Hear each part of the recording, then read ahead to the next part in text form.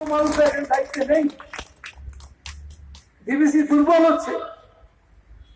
একটা এত বিরাট সংস্থা সেই নেহরুজির আমল থেকে তার জন্ম হয়েছিল, এতগুলো জায়গায় তাদের ল্যান্ড রয়েছে, উৎপাদন কেন্দ্র রয়েছে, সেখানে আস্তে আস্তে কর্মচারীর সংখ্যা কমে যাচ্ছে। কেন? কাজের জায়গা কি কমে গেছে? প্রয়োজন কি কমে গেছে? আসলে একটা মানুষকে তখনই বলা যায় স্বার্থ যে অনেক দূর পর্যন্ত দেখতে পায়, যার সুদূর প্রসারী চিন্তা আছে। সেই চিন্তার মধ্যে থেকে সে মনে করে যে আমার প্রতিষ্ঠানকে আমি বড় করবো, ছোট করবো কেন? আমার প্রতিষ্ঠান রাস্তা করে সংক্ষিপ্ত হয়ে আসবে কেন? কেন বিভিন্ন জায়গায় যেখানে দীর্ঘদিন ধরে মানুষ ইতিহাস করছে, লোক নিয়ম নাই।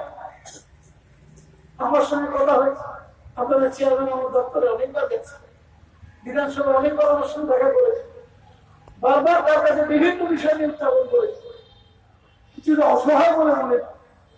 আসলে এই ধরনের প্রতিষ্ঠানে কি হয় জানেন, যারা আসেন তারা দীর্ঘদিনের জন্য আসেন না, উড়ে আসেন আবার উড়ে চলে যান।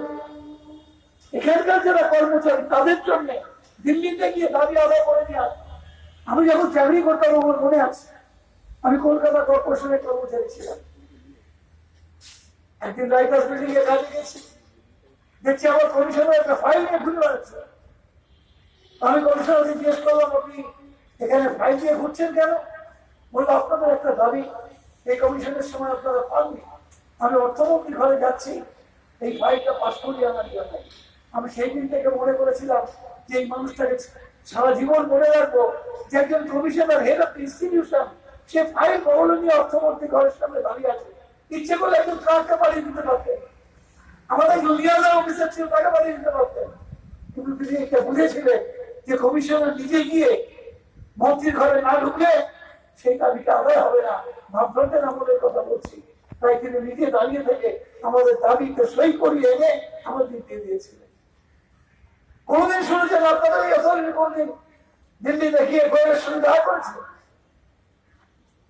এরা নিজেদের মনে কিছু করে নিয়েছে বলতে চাই না, আমি আমার পক্ষে বলা কিছুটা অসুবিধাজনক বলতে চাই না।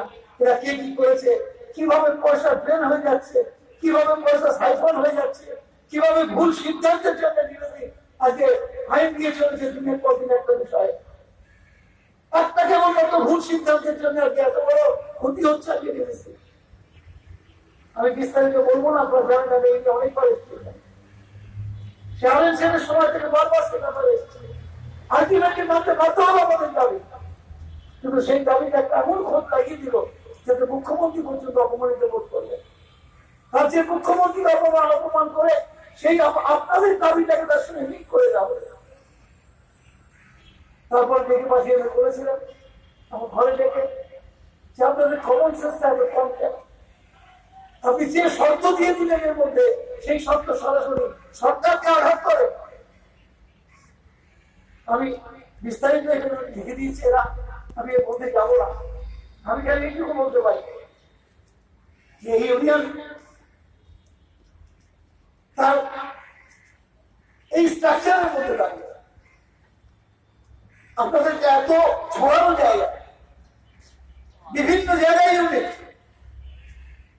পাশের রাজ্যে ইউনিট, এটা যদি কেন্দ্রীভূত একটা জায়গা হতো তাহলে হয়তো এখানে আপনাদের চেয়ারম্যান ঢুকতে পারতেন না।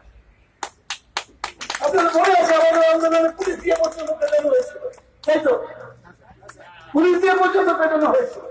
একজন মানুষ বলতে পারবেন না যে আমার জীবনের চেষ্টা করেনি, কারণ আমি আন্দোলনে বিশ্বাসী মানুষ, আমি কর্তৃত্ব করি। আমি রাজ্যের মন্ত্রী, কিন্তু আপনাদের একটা কথা বলি পরিষ্কার করি যে আমি আন্দোলনে বিশ্বাসী, কিন্তু ধ্বংসাত্মক আন্দোলনে বিশ্বাসী।